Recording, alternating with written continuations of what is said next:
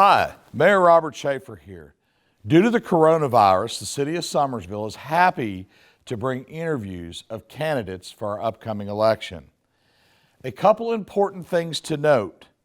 Primary Election Day has been moved to June 9th.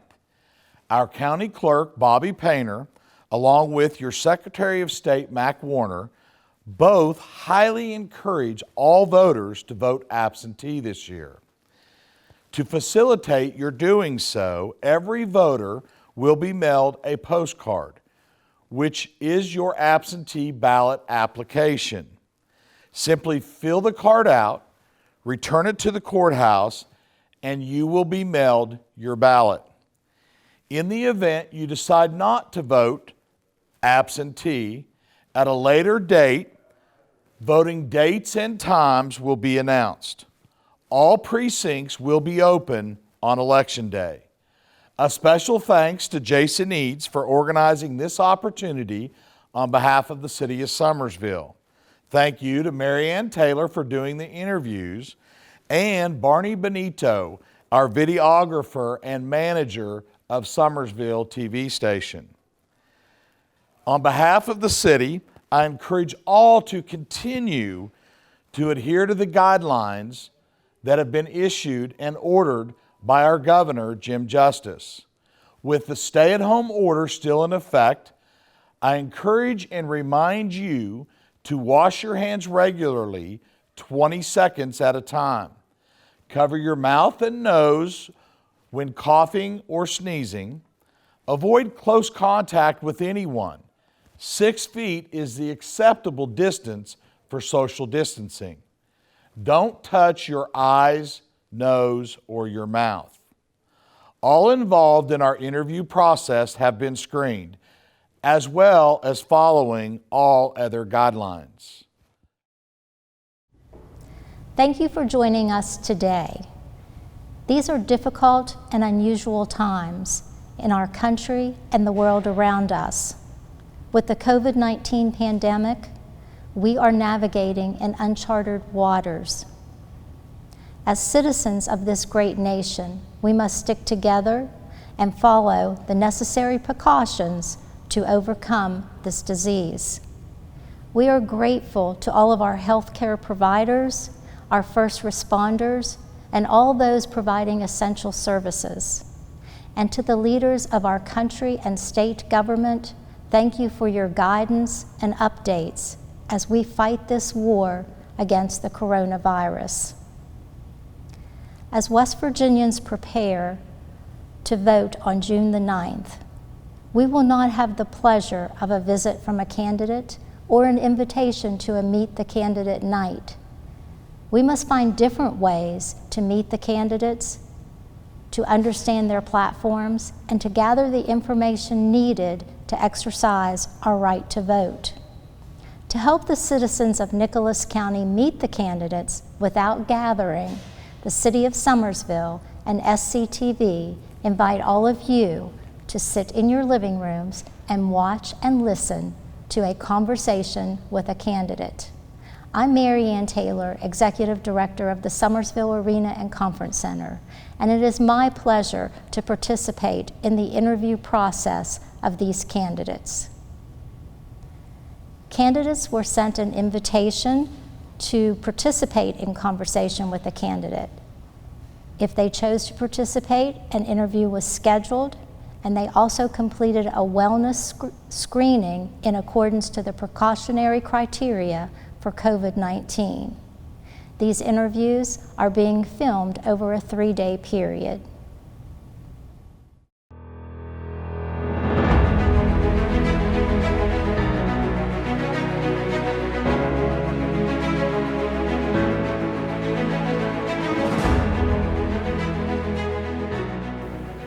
Our next set of candidates is for the seat for the West Virginia House of Delegates, District 41. Jordan Hill currently holds the seat for this district, but earlier this year announced that he would not seek re-election. The House of Delegates, District 41 encompasses part of Nicholas and part of Greenbrier counties. There is one seat open for this district, and it is for a 2-year term. Candidates include Democrat Dwayne Bragg and Republican Heather Tolley. Our first candidate is Dwayne Bragg. Dwayne, you will have 3 minutes for your opening statement. Thank you, Mary Ann. And thank all you folks who are inviting me into your living room or bedroom or wherever this morning. I'd like to start this off by a couple of personal comments. To paraphrase our governor, I'm not a public speaker, so it's a good thing I'm not running for the orator office of West Virginia. And secondly, my hair normally is not quite this unkempt, but my beautician isn't allowed to open her office. So starting right off here, I'm a military retiree, and I respect the people who are facing the danger that our country is in right now. I really want to applaud our medical professionals, our first responders, and a member of the medical profession is my opponent, Heather Tolley, so I really appreciate the efforts they're putting forward to keep us safe. I would also like to thank the ladies, mostly ladies, who are making face masks for our medical facilities. And to name a few from Craigsville would be Kathleen Curry, Carol Bay, Libby Westfall, and my wife Dolores, who let me help her till I poked my fingers so many times she quit letting me help. Now, during my time in the military, I served a lot of different places, and one of my major achievements, I think, was when I was named Military Citizen of the Year for the Tidewater area. I was picked out of thousands of entries of military personnel because of my community involvement and my military achievement. I've always been very involved in the community. I've coached baseball, basketball, been PTA president, attended college. You have 1 minute. That's time up? You have 1 minute. Oh, gee. After retiring from the Navy, I've remained very involved in my community. I'm a president of the Roriton Club in Craigsville. I've coached Little League Baseball,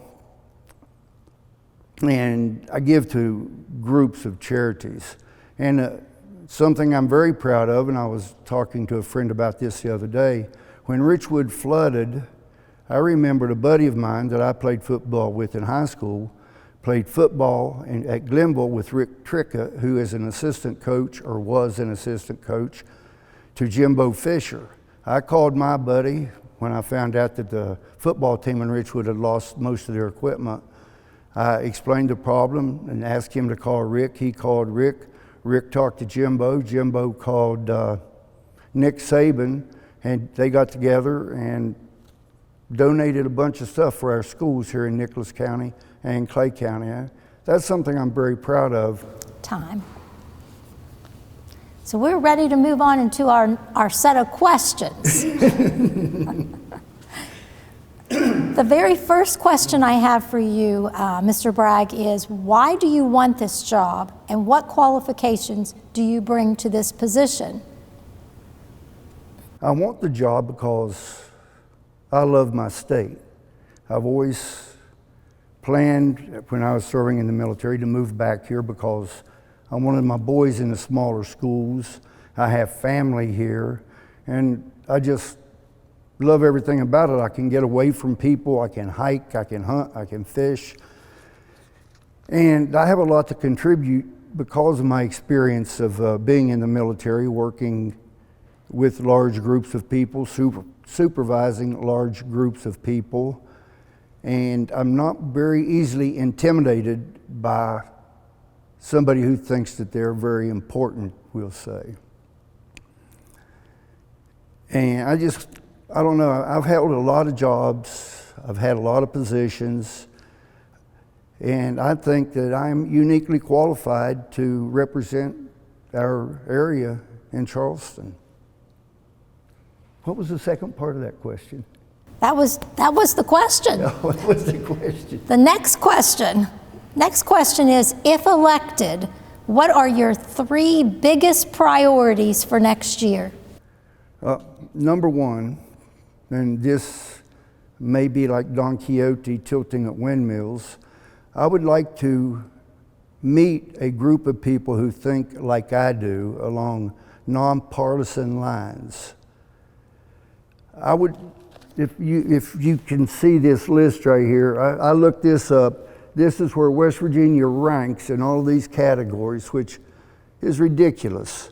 I would like to meet a like-minded group of people, Republicans, Democrats, who will put this on the wall and say, we're going to fix that.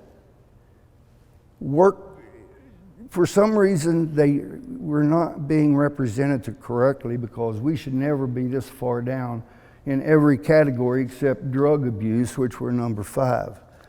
That should be on the wall of the chambers, and every day people look at that and say, what can we do to make this better? And I know it's a dream, because Democrats won't vote for something a Republican wants, Republican won't vote for Democrat, and that's ridiculous. We're one state, one people. We need to work together. Next question. Do you see the passage of the medical marijuana bill as a positive step in the fight against the opioid addiction? Coincidentally, that's my number 3 thing. I, in the past, have been against legalizing marijuana, but I've been doing research. And the state of Colorado last year made $1.3 billion in tax revenue from legalizing recreational marijuana. So I know there's a lot of pros, there's a lot of cons. It's not a smooth transition to get into, but our state needs money. Teachers want more pay, these people want more pay, the roads needs fixed, everything takes money. Other states are going to pass these laws. The federal government is going to legalize marijuana. Why don't we do it first? We start getting money from other states, because people will drive into West Virginia and buy marijuana. And truthfully, if I'm out somewhere and I'm meeting 3 guys on the sidewalk, I'd rather meet 3 guys who are high on grass than drunk, because the guys high on grass, they just want a Twinkie. Well, a drunk might mug you. So. Next question.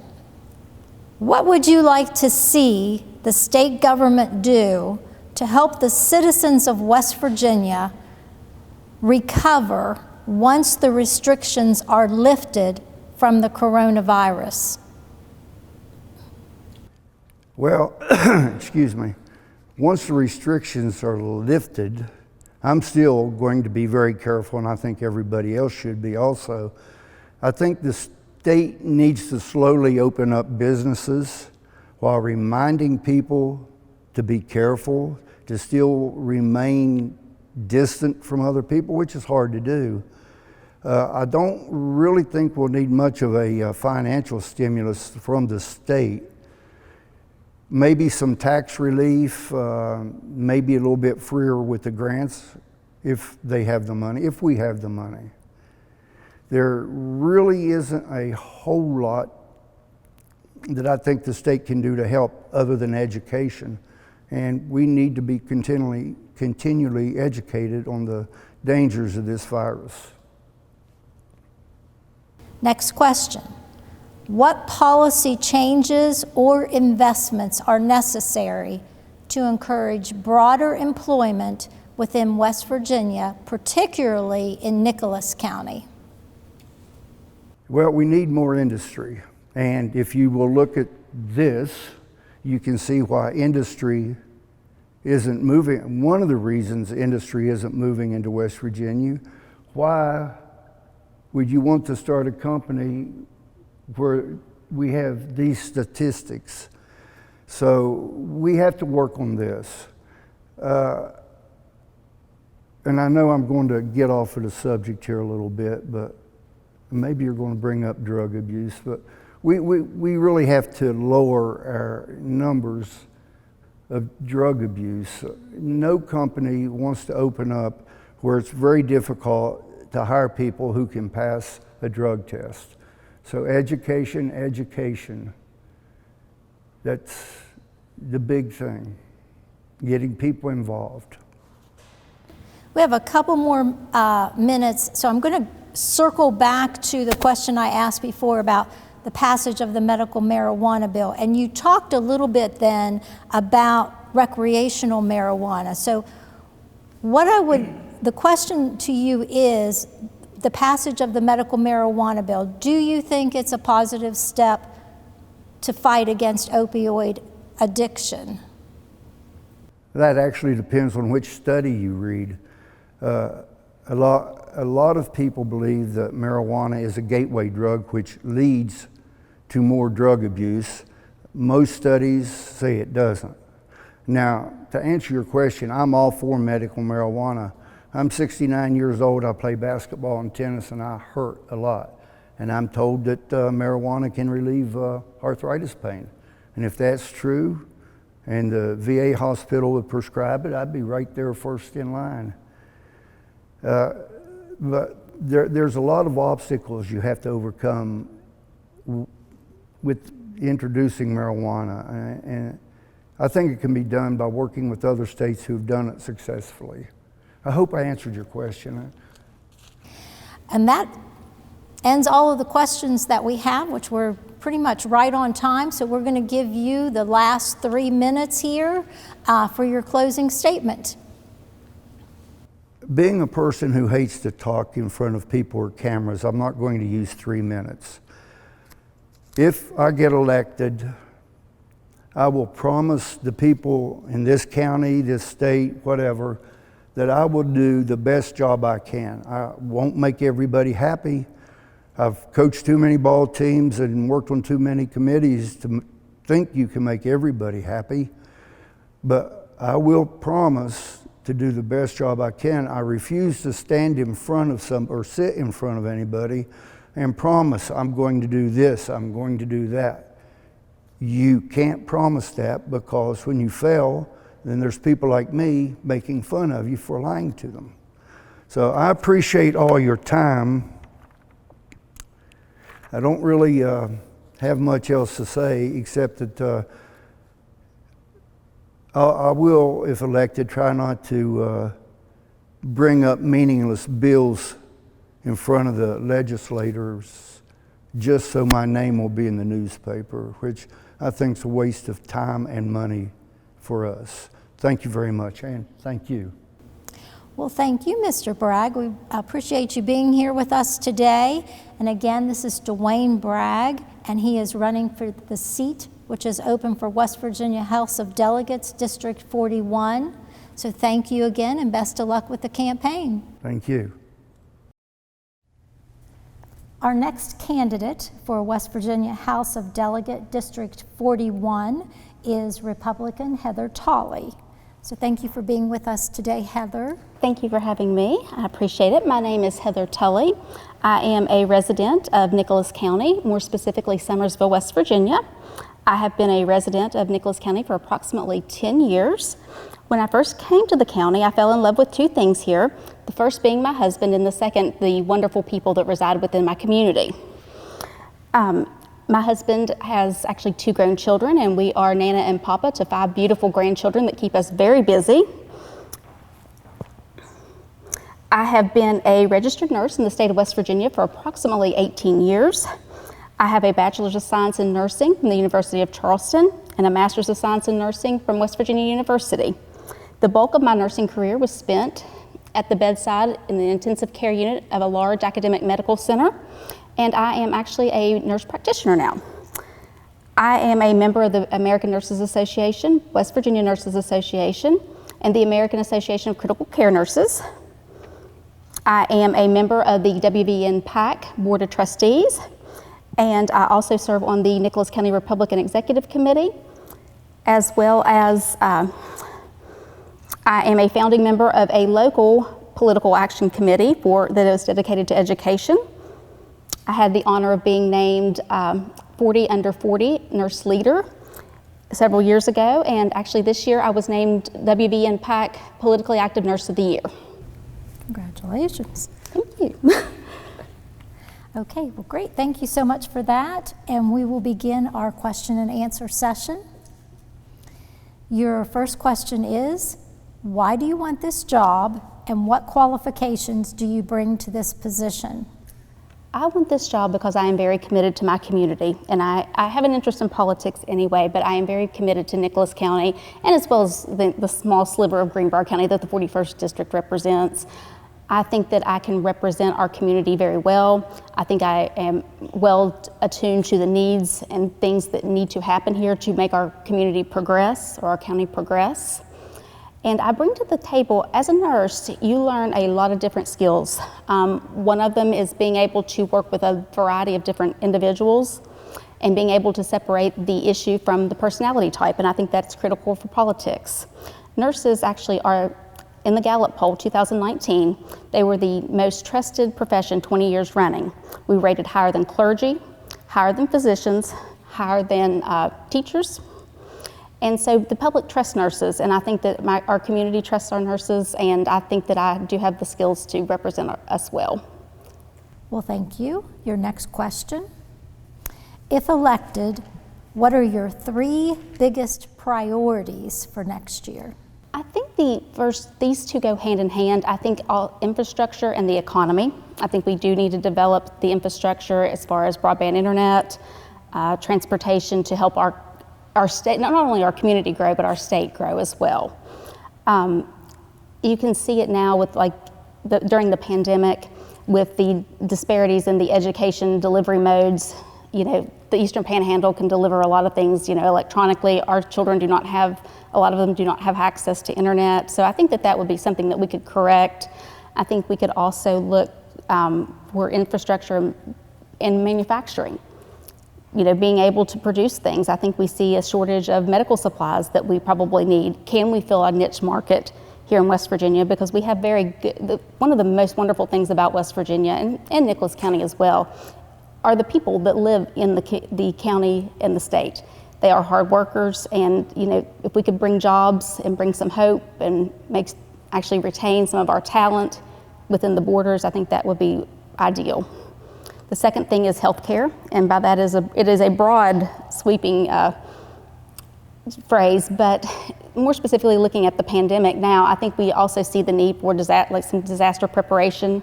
I think we see that we do have some shortfalls and some pitfalls to kind of correct and overcome so that we don't end up in the same spots we have this time around, especially with the shortages of personal protective equipment and things for the hospitals. That is a huge issue. I think also looking at the funding for local health departments for preparedness and seeing how the budgets run, looking at the numbers and seeing, can we allocate a little bit more to being more prepared for some things if this were to happen again. And also, of course, the opioid crisis is an ongoing scourge in West Virginia and Nicholas County. So working toward trying to deliver the best care that we can, and maybe to get some people out of the grips of addiction and back into being productive citizens again. And the third thing probably, I guess, is probably transparency in government. I think that the government that is open to the people, and if you can see, to go in and see every action is transparent, I think it just builds trust within, it builds a trust within the government, and you trust your leaders. So I think that would be another thing I want to work on. Okay, great, thank you. Next question. Do you see the passage of the medical marijuana bill as a positive step in the fight against the opioid addiction? I think that is a very complex question, and there is research that states that marijuana is not a gateway to opioid abuse. But in our state right now, we have been fighting so hard. So I'm not sure. I don't have a problem, of course, with medical marijuana. Recreational is a totally different type of quote unquote animal, so to speak. So I'm not sure, for recreational marijuana, if that would be the right step for our state. Like I said, I do not oppose the medical marijuana within the correct medical constraints.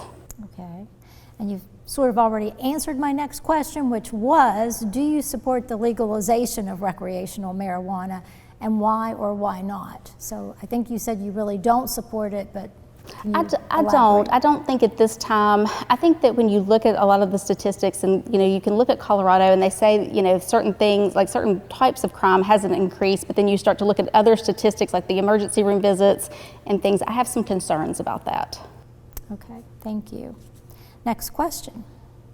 What would you like to see the state government do to help the citizens of West Virginia to recover once the restrictions are lifted from the coronavirus? I think we need to do a failure mode analysis and see what we did correctly, what could be improved upon, what were the critical failures, and to really go in and intervene in the failing organizations or failing portions of the response to see what we could do to beef that up and make sure that does not happen again, to fix the pitfalls. Okay, thank you. And your last question. Okay. What policy changes or investments are necessary to encourage broader employment within West Virginia, particularly in Nicholas County? Again, infrastructure, I think, is a huge thing here in Nicholas County with the broadband internet, bringing some things in, maintaining our roads, making sure that we have adequate thoroughfares for transportation. We do have some very good potential development spots for manufacturing, seeing what we could bring in, building our tourism industry here with our beautiful lake, especially in Summersville. And really just everything in West Virginia. There are a lot of opportunities for tourism that we could develop.